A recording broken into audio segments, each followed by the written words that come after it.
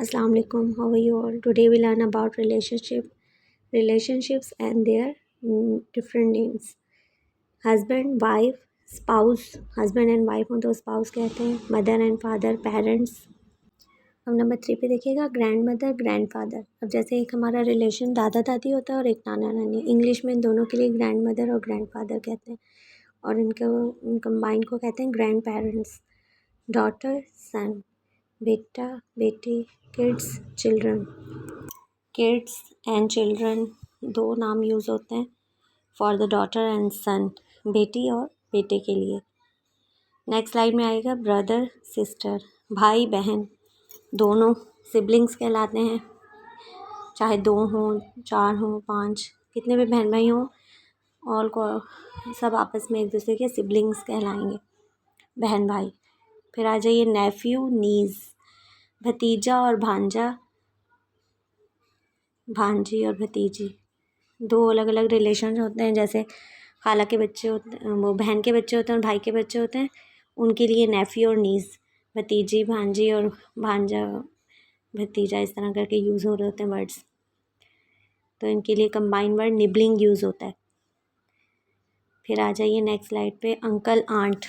Uncle aunt English में कहते हैं, हमारे जैसे मशरक़ी लोग तो जैसे चाचा चाची मामा ममानी इस तरह रिलेशन होते हैं. इंग्लिश में इन्हें सिंपल अंकल और आंट कहा जाता है. इनके लिए कंबाइन वर्ड पिबलिंग्स यूज़ हो रहा होता है. इंग्लिश में यहाँ लिमिटेड वर्ड्स हैं, लेकिन हमारे रिश्तों में बहुत डिटेल वर्ड्स होते हैं. हर एक रिश्ते का एक अपना नाम है. ननियाल की तरफ से जितने भी मेंबर्स होते हैं उन सबके अलग रिलेशन नेम होते हैं और ददियाल की तरफ से तमाम मेंबर्स के लिए एक अलग रिलेशन नेम्स होते हैं. और लेकिन इंग्लिश के अंदर ये सिंपल वन नेम्स ही होते हैं, इन्हीं को ही फॉलो किया जाता है. अब इस स्लाइड में देखिएगा कि stages in a person's life. इंसान पहले न्यू बॉर्न बेबी होता है, फर्स्ट पिक्चर में देख रहे हैं आप, पैदा होने वाला बच्चा. फिर सेकंड टॉडलर, जब वो क्रॉलिंग करना शुरू करता है तो टॉडलर कहते हैं. फिर जो थोड़ा चलना शुरू कर देता है तो चाइल्ड, 3-4 साल के बच्चे को चाइल्ड. फिर उसके बाद एरो नीचे की तरफ आ रहा है, एक ग्रीन कलर की स्कर्ट पहनी है बच्ची ने, प्रीटीन, यानी कि बच्ची 10-12 साल की हैं तो प्रीटीन. उसके बाद आप टीनेजर वाली एज में आ जाते हैं, 9 मैट्रिक वाली एज आपकी टीनेजर की होती है.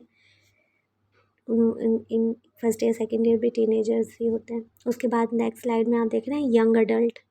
फिर आप नौजवान हो जाते हैं, कॉलेज यूनिवर्सिटी का लेवल आ जाता है. उसके बाद आप अडल्ट हो जाते हैं, मैरिड, और आपके बेबीज़ भी होते हैं तो आप अडल्ट कहलाते हैं. उसके बाद आप एक एज में आ जाते हैं एल्डरली एज, बुढ़ापे की एज में.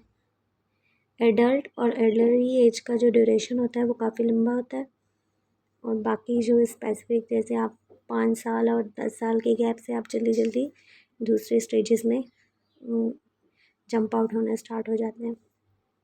रेड एरोज़ की जो पॉइंट हुए हैं ना, रेड एरोज़, इससे आप अपनी साइकिल को देखिएगा, stages in a person's life.